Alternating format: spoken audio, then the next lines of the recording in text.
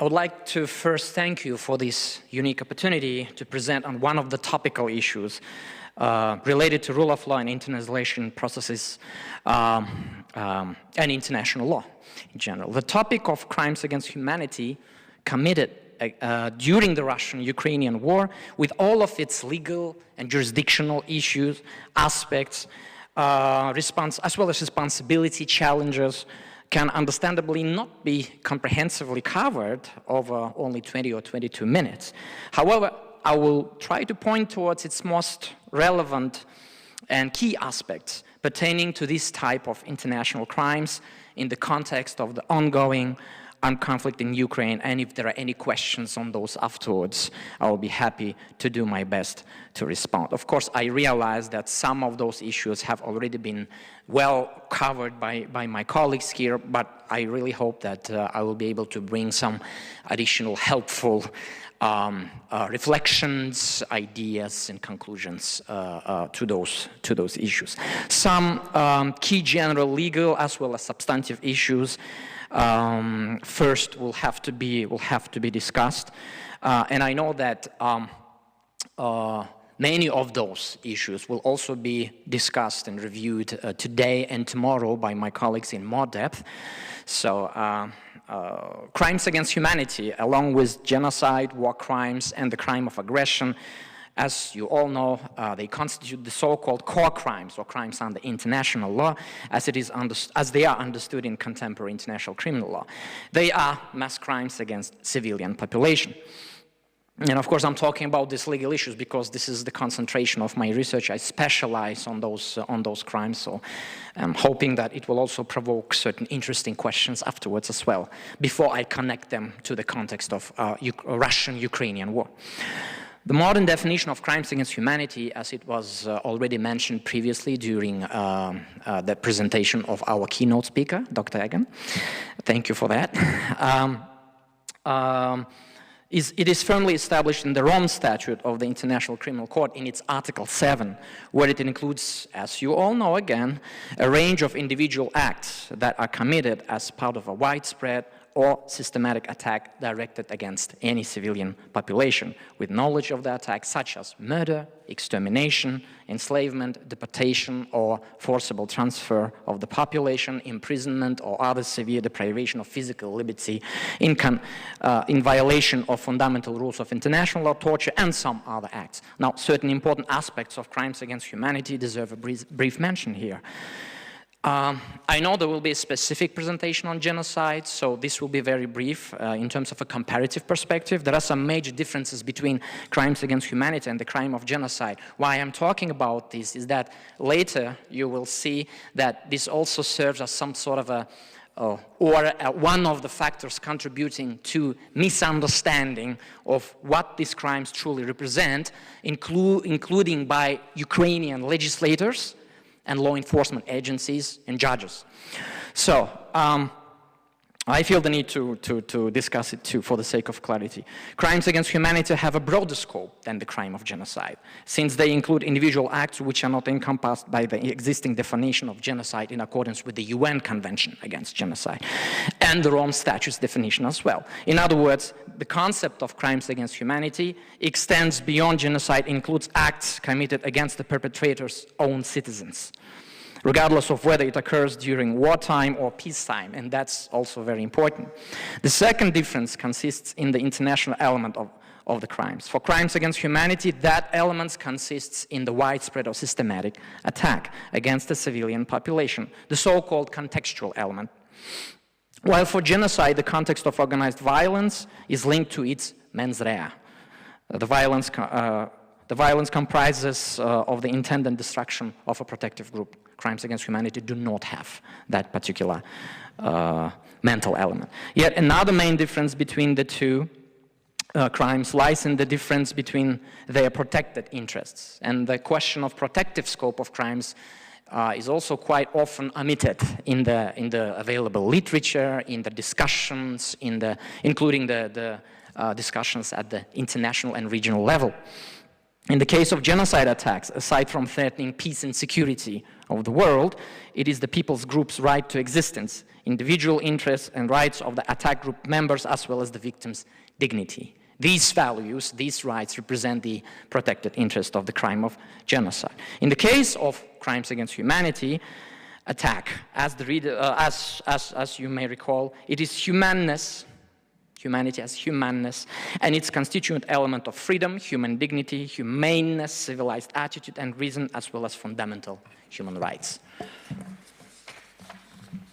According to the meaning of Article 7, Paragraph 1 of the Rome Statute, crimes against humanity include only those crimes which are defined as committed as part of a widespread or systematic attack directed against any civilian population. And this contextual element represents a necessary requirement in order for a crime to be qualified as a crime against humanity. It is the so-called chapeau element of the crime. It is what makes the crime truly international by distinguishing it from domestic crimes such as murder, torture, rape, enslavement, and so on. Hence, it may be called an international element of the crime. The civilian population element is one of the key parts of those crimes' definition. As rightly noted by the late Professor Robert Cryer, the word any highlights the central innovation and raison d'être of crimes against humanity. That the law of crimes against humanity also covers crimes by a state against its own subjects and not only protects enemy nationals, and that's also very relevant, is an established interpretation of this element. The phrase civilian population encompasses any group of people linked by shared characteristics that in turn make it the target of an attack.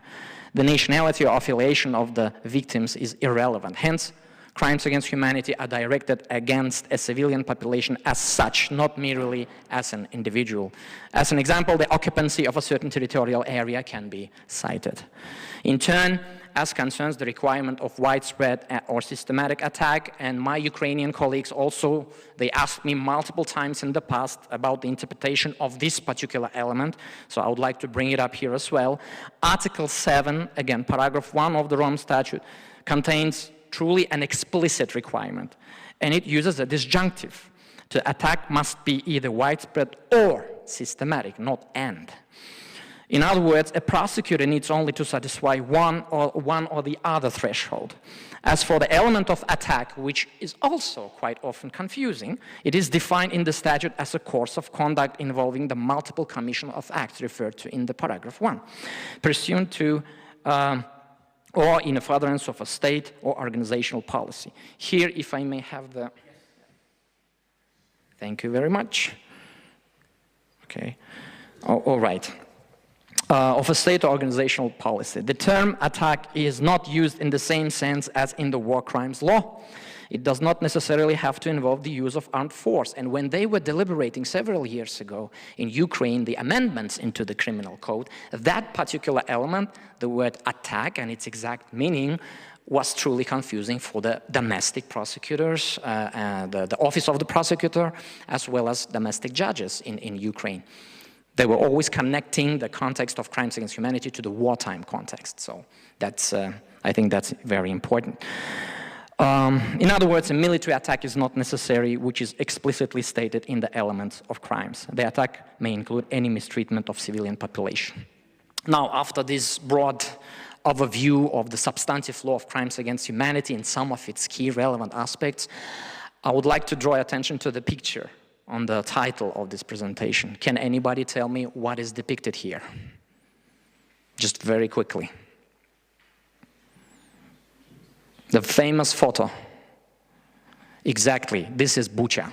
This is what happened in spring 2022 as a result of the military invasion of the Russian armed forces in the city of Bucha.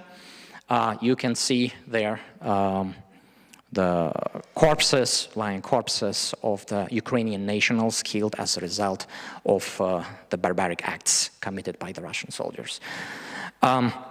Okay, I hope this will, yeah. I already, yes. Okay, I would like to mention also that here that in the discussion on including a disposition or corpus delicti of crimes against humanity into domestic law, and Dr. Bogusz also mentioned the lack of that disposition in the Ukrainian criminal legislation. They also have to pay attention to language issues, because in the Ukrainian language, and it's a very similar problem existing in the Russian legislation as well, the translation of the phrase crimes against humanity is, how to say, it's quite confusing also, because compared to English translation of the word humanity, in Ukraine, the phrase as it sounds in the Ukrainian language, «злочинні против людяності», would be exactly translated as crimes against humanity in its meaning as crimes against humaneness. Okay, as versus «злочинні против людства», which would be exactly translated as crimes against humankind, which seems to be the preferred interpretation of this particular phrase, not only by the Ukrainian authorities, but the majority of the post-Soviet space criminal legal jurisdictions, as we know it right now. Not all of them, but the majority of them. Okay, so now coming to the main issue of this type of core crime committed during Russia's aggressive war against Ukraine, and I think that by now you have already figured out I'm going to be only focusing on the period after the 22nd of February 2022. In particular, during its ongoing phase after the invasion, I would like to first highlight one thing. It appears that most of the scholarly and analytical sources, they tend to report and deal with war crimes, another type of core crimes under international law. And indeed, this is rightly so. So much evidence points toward the actual commission of such crimes in this war. Of course, they have to be reported, they have to be talked about, they have to be prosecuted. However, this also means that the coverage on crimes against humanity is quite scarce. And now this is not rightly so. There have been multiple sources of information. It's all the more surprising that this is happening. And they are reliable sources of information, but also publicly available reports confirming the commission of various acts fitting the modern definition of Article 7. In other words, qualifying as crimes against humanity that occurred on the territory of, Ukraine. And against the civilians of Ukraine, entailing much suffering, destruction, and death. Let me first answer the question. If you ask me, have crimes against humanity been committed in Ukraine after February 2022, my answer is yes. And now let me explain why. Here are some probably most evident examples. This is not an exhaustive list of the acts which fall under the definition under Article 7. First of all, the murders in Bucha itself, which took place in April 2022, the acts of torture committed in the city of Irpin, Hostomel, Kakhovka in March and April 2022. I'm trying to be avoiding mentioning the exact figures because the available reports, they tend to use different figures. So, and in the context of war, it's very difficult to say with 100% confidence that the figure you're dealing with is absolutely the final one, right? However, there are some figures used as well in my presentation. Deportation, or forcible transfer of population. There are numbers ranging from 300,000 to 500,000 Ukrainian civilians, but these are numbers for spring 2022 in March and April again. Undoubtedly, they have risen since that time. Forcible deportation of children to Russia, it was already mentioned before, to Russia and also to occupied territories. Possibly 6,000, but now I gather more than 10,000 since the start of the military invasion up to present. Deprivation of physical liberty, around 222 cases from March till end of May 2022. Rape and other sexual crimes, thousands of cases since start of the invasion. Deliberate starvation, the famous starvation cases in Mariupol and Kherson, as well as other areas. And there is more.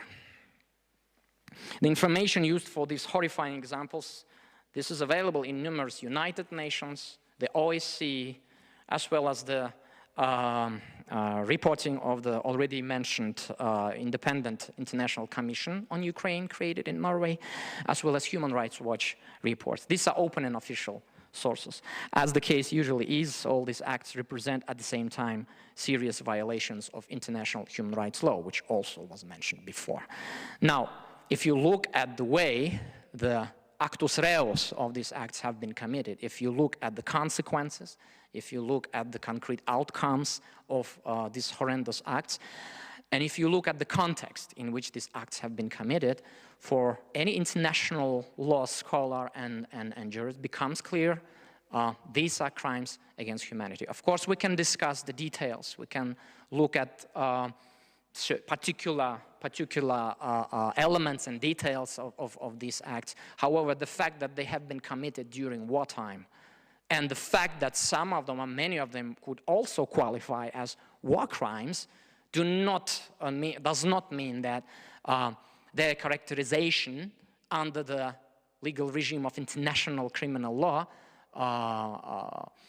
does not constitute the commission of crimes against humanity. Okay. Now, it would be difficult to avoid the discussion also of jurisdictional issues, and it's going to be coming up again and again, as I'm sure, during also this the course of this conference. The first inevitable question, okay, that appears in the mind of any international lawyer or scholar would be the delivery of justice for the perpetrators of these crimes. There are jurisdictional issues that need to be tackled if the eventual aim of not letting the perpetrators to get away with impunity is to be upheld. There are two levels here that we can note. First of all, delivery of justice at the international level. As you may already know, even if the Russian Federation and the Republic of Ukraine, they are not officially state parties to the Rome Statute of the International Criminal Court, Ukraine has already submitted or lodged two formal declarations of acceptance of the ICC's jurisdiction. The first one was lodged back in 2014, allowing for the ICC to step in for the events which happened after, from or after March 2013, and later in 2016, if I'm not mistaken, the second declaration has been also lodged, allowing or enabling the ICC to conduct an investigation into the events which took place since November 2015. So that allowed or allows for the prosecutor's office of the ICC to conduct its investigation. And of course, we all remember the states group referral of the situation in Ukraine to the International Criminal Court, in itself a unique event which triggered the ongoing processes right now at the level of the ICC, at the international level, with respect to what's happening in Ukraine. Now, I share and sympathize with the frustration which has already been expressed today about how exactly these investigations are ongoing. Indeed, as we all know, the international criminal justice processes, they take a long time. They are cumbersome, they are costly, they can be depressing, they require lots of patience. And well, the hope is that this investigation will lead somewhere eventually. Right now, many people have been, including in Ukraine itself, asking where exactly they're moving to, what's the outcome, where are the warrants, and so on and so forth. Yes, so the hope is there. However, one may also ask, what about another mechanism of international criminal justice system, which would be the famous concept of universal jurisdiction? And as far as I know, it's not an alien concept for Belgium too. Okay, it's part of that system, as well as Germany and some other European states, as well as in some other regions of the world. This is a concept that right now has not been introduced in the jurisdictions of the post-Soviet space states. Can crimes against humanity be prosecuted using, in this war, using this particular mechanism? On the side of individual states, the answer is definitely yes. Has they triggered those processes? That's another question. And I cannot recall right now any examples of that concerning these particular acts that I described earlier in my presentation. Now, the second level of the jurisdictional issues would be the domestic level.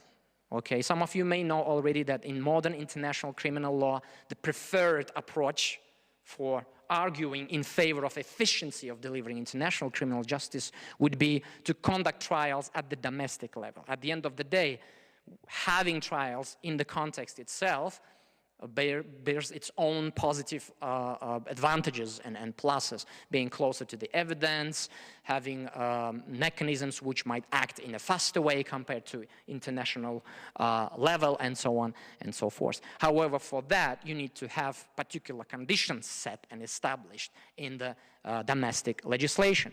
And that's a problem for Ukraine as well, because, as you now know, crimes against humanity's corpus delicti are not right now figuring in the criminal code or in the criminal law of Ukraine. And that's the case for most of the post-Soviet spaces. As an example, I can tell you about Central Asian region, where the only country, the only state which introduced these dispositions in their criminal code would be the Kyrgyz Republic so far. So, okay, basically, I mean, I wanted to talk more about this, but I'm being told that my time is, approaching fast. So, since this is the conference dedicated to the role of international organizations, I would like to mention 3 key points in that particular regard. Of course, they can do something. Of course, they can bring an added value to the ongoing processes, justice processes in the world as concerns crimes against humanity. First of all, international or humanitarian organizations, they can be very useful in terms of reporting the crimes, including crimes against humanity, and that might be additionally used by the prosecutors at both levels in order to work with evidence and use these reports for the purposes of obtaining credible evidence. Second, these organizations, the ones that I already named, and there are many more, including the civil society organizations, they can bring up these issues. They will have to discuss them so that the agenda in the world is not left without crimes against humanity at their focus. Okay? They can help bring these issues up so that the humankind remembers about this issue. And certainly the last point would be contribution to the development of relevant treaty law. We all now know, we have heard Professor Egan about the ongoing efforts in bringing to life the famous new Convention on Prevention of Crimes Against Humanity, and this is the initiative which is being pushed by the United Nations International Law Commission. So, for this particular reason, their efforts in conducting events, organizing conferences, bringing together states, in order to develop relevant treaties, relevant treaty instruments, including this one, can be very useful. This is it, although I wanted to have more, but unfortunately, I don't have time left. I would like to thank you very much for your patience and for your attention, and if there are any questions later, I'll be happy to deal with them. Thank you.